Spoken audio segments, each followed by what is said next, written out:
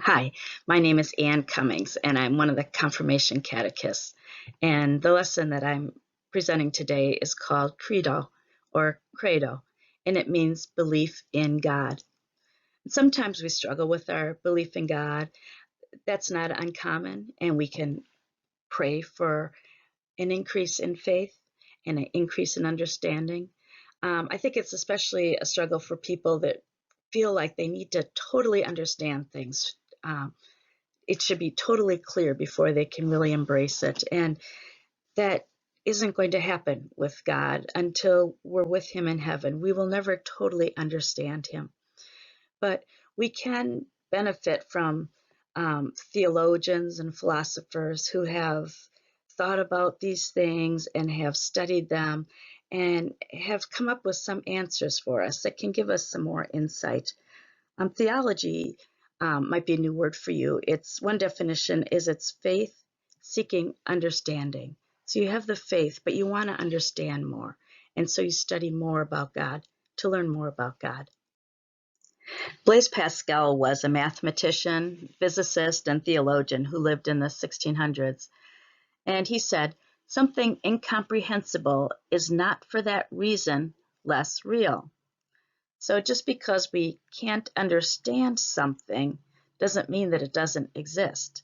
And of course, he was referring to God. But it made me think of narwhals. For hundreds of years ago, when the sailors would come back to Europe and describe this animal, they saw this type of whale with what they described as a horn coming out of his head. People were skeptical. They couldn't comprehend an animal such as this really existing. Now we can look at skeletons of narwhals in museums. We can look at photographs of narwhals. It's easier for us to understand now and to accept that they are real. This shows the three main concepts or three key concepts that we'll be talking about in this lesson. The first is we are religious beings that were designed to worship God. Of course, God has given us the gift of free choice, and we can worship Him as we were designed to, or we can choose to ignore God or reject Him. The second is faith is not opposed to reason. God uses science and reason as ways that we can come to know Him. And the third, there is a difference in believing there is a God and believing in God. Believing in God causes a conversion or change in our lives, and we surrender our lives to God. So the first key concept, we are religious beings that were designed to worship God. However, we can choose to ignore God or reject Him instead. St. Augustine was an early saint who he was born in the 4th century, and he wrote many wonderful works. And one of the quotes that we have from him is, "You have made us for yourself, and our heart is restless until it rests in you." Now I know that all of you got a copy of the UCAT, or you should have gotten it. I'm not sure if you've had a chance or taken the time to look through it yet. I recommend that you do. There's a lot of wonderful information here. It's set up in the form of questions and answers. Another cool thing, I don't know if you've noticed, but it's kind of a little flip book thing here. If I can make it work on here, you can see the little guy in the corner. So that's sort of a fun thing too. But right now we're going to turn to question number 3 at the beginning. And the question is, why do we seek God? The answer that it gives is, God has placed in our hearts a longing to seek and find Him. It is natural for man to seek God. All of our striving for truth and happiness is ultimately a search for one who supports us absolutely, satisfies us absolutely, and employs us absolutely in His service. A person is not completely himself until he has found God. And then it ends with a quote from Saint Edith Stein, who was a more recent saint. She died during the Holocaust in a concentration camp. And she said, "Anyone who seeks truth seeks God, whether or not he realizes it." The second key concept is faith is not opposed to reason. God uses science and reason as ways that we can come to know him. If someone asked you to prove there is a God, what would you say? There will come a time that someone will question your belief in God, and maybe that's already happened. Maybe you question your belief in God. You may have doubts. You may question if God exists. Don't be afraid of that. That's okay. It's how we respond to those doubts and those questions. First thing we want to do is pray. Pray for an increase in faith and understanding. But we can also learn. We can learn from the many people that have asked those questions before us. Theologians and philosophers have asked these questions and searched for answers using science and reason or logic. We're blessed to have many intelligent men and women come before us to help us to understand. Some people say that you must choose to believe in science or religion, but not both.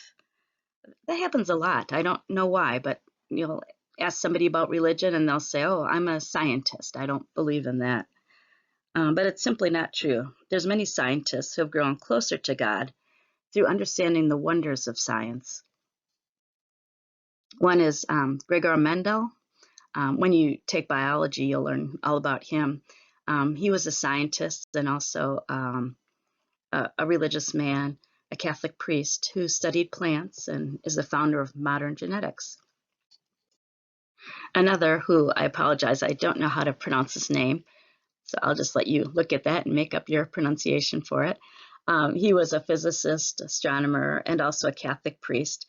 He developed the Big Bang Theory, which is a theory of how the universe came to be. And of course, he understood it that there was the Big Bang, but before that, there was God. In this picture, you can see with this colleague, you maybe recognize him by the hair, that's Albert Einstein, who, of course, is a great physicist also. Here we have Brother Guy Consolmagno. He's a more contemporary scientist. He's actively working today. He's an American research astronomer, a Jesuit religious brother, and also the director of the Vatican Observatory.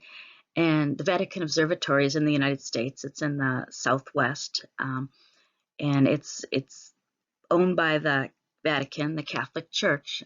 Its purpose is to do scientific study, study the skies, and by learning more about God's creation, we can grow to know Him better.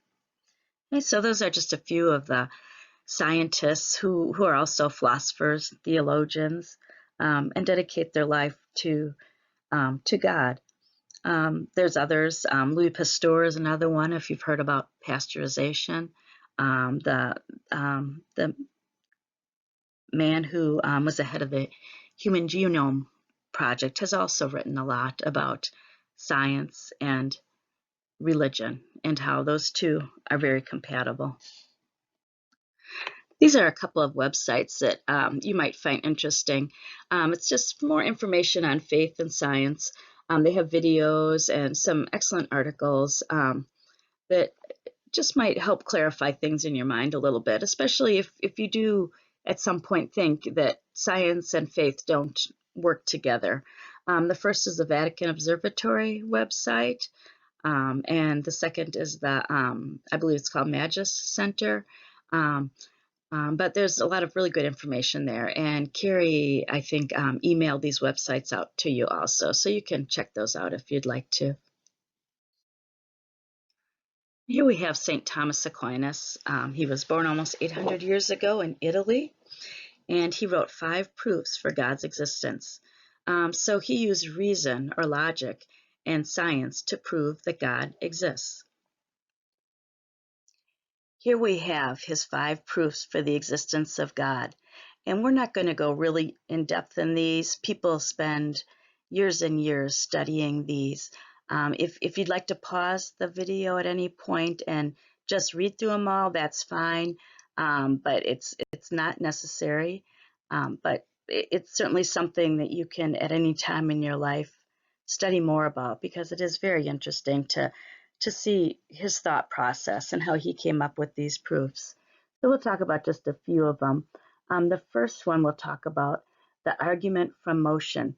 If you can picture dominoes, Maybe you've seen a video or something where somebody has set up hundreds of dominoes, and one falls and it hits the other, and that hits the next one, and that hits the next one, and it just keeps going. The motion is caused by the motion of something else. It's a chain reaction.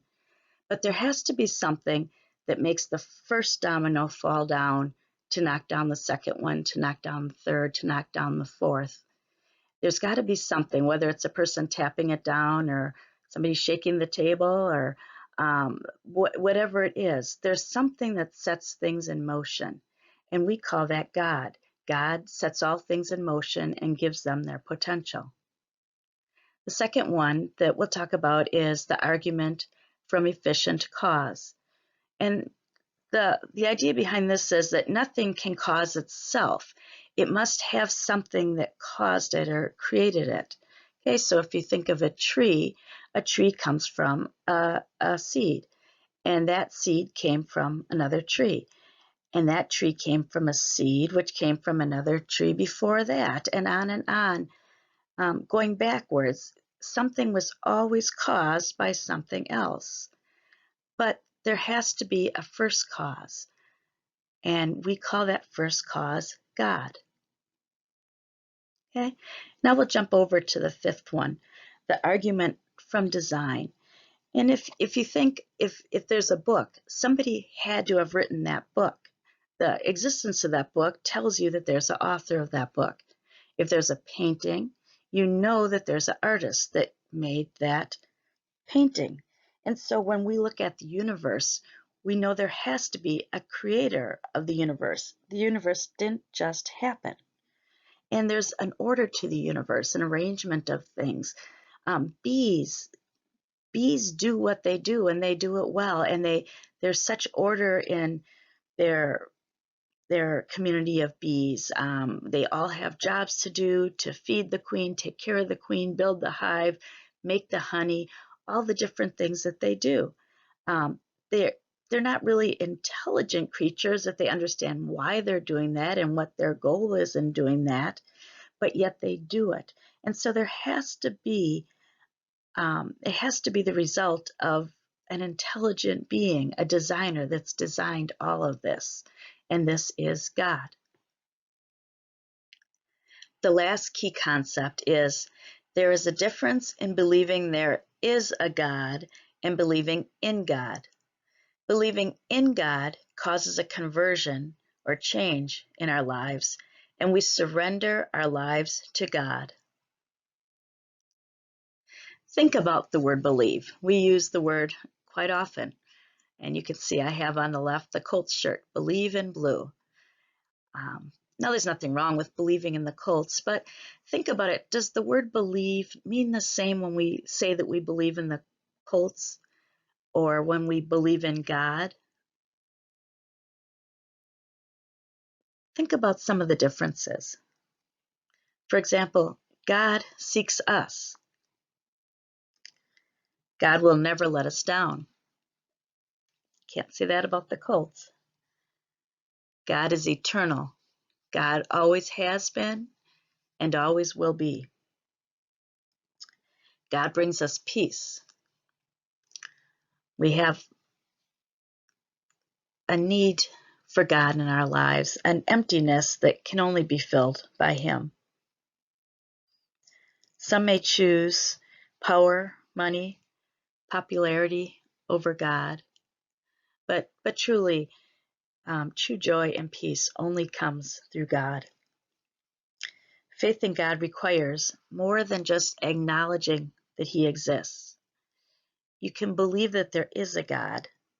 You can acknowledge something exists without trusting in it or having it change your life. Some of you may have read the Narnia books, The Lion, the Witch, and the Wardrobe, and others, or perhaps you've seen the movies. Those were all written by C.S. Lewis. And he also wrote many books about religion and philosophy. And there was a quote in one of them that I thought fit in well with what we're talking about with belief. You never know how much you really believe anything until its truth or falsehood becomes a matter of life and death to you. It is easy to say you believe a rope to be strong and sound as long as you are merely using it to cord a box. But suppose you had to hang by that rope over a precipice. Wouldn't you then first discover how much you really trusted it? So he's saying you can have some rope, and if you're just using it to tie a box shut, you don't really need to believe in that rope and how strong it is. You just need to believe that the rope is there. But if you're using that rope to hang over a cliff, well, in that case, you are really discovering how much you do trust in it. And it's the same with God. We can believe that God is there, that God exists, without truly trusting Him. To truly trust Him, we need to believe in God. And when we really believe in God, then we want to dedicate our lives to Him. We want to change our lives so that we're making the right choices, surrender our lives to Him, to knowing, loving, and serving Him. If you remember, just a little while ago, I read to you from the UCAT book, that yellow book, about the longing in our hearts to seek and find God. Using the gifts that God has given us, we become open to faith, to trusting the Creator with our whole selves, even though we cannot see Him. This total trust in God is not reaching out towards Him, but it is our response to God reaching out towards us.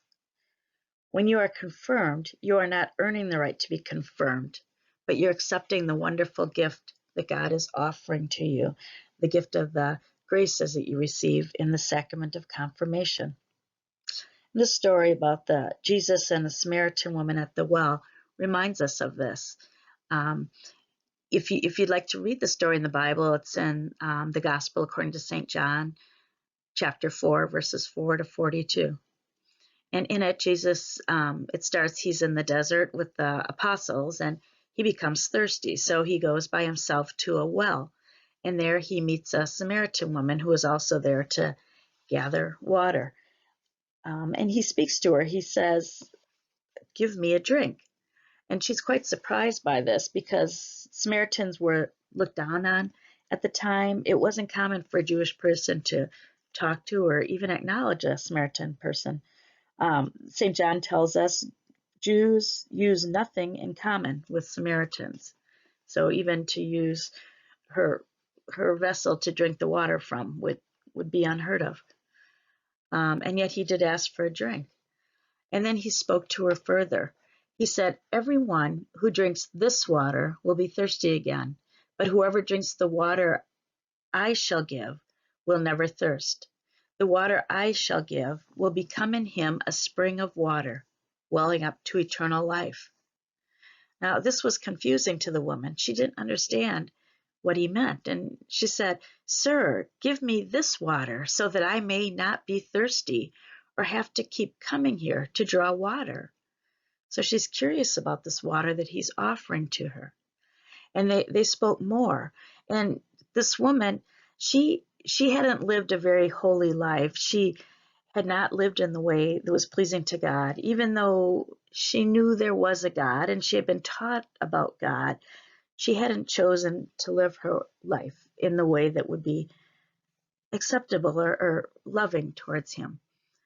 The more they talked, she realized that Jesus wasn't just any man. And at first she thought maybe he was a prophet. But then he was talking and even talking about the things that he knew about her that he would have no way of knowing. And it occurred to her that perhaps he was the Messiah that they had been waiting for. And so she left and she went to her village and she told everybody about this man that she had met at the well. When the woman met Jesus, she knew that he existed. That wasn't a question for her. She also knew that a Messiah existed, a Savior had been promised, and that he was someone the people had been waiting for. But when she believed in Jesus, her life changed. This change is called a conversion. A conversion is when a person's life radically changes and they turn away from sin and evil and toward God. We live to know, love, and serve God. So you have an important choice to make. And you can be thinking of this not only through the time that you're preparing for confirmation, but really throughout your life. You can acknowledge that there is a God, but live like there isn't. Or you can believe in God with your whole heart, mind, and soul.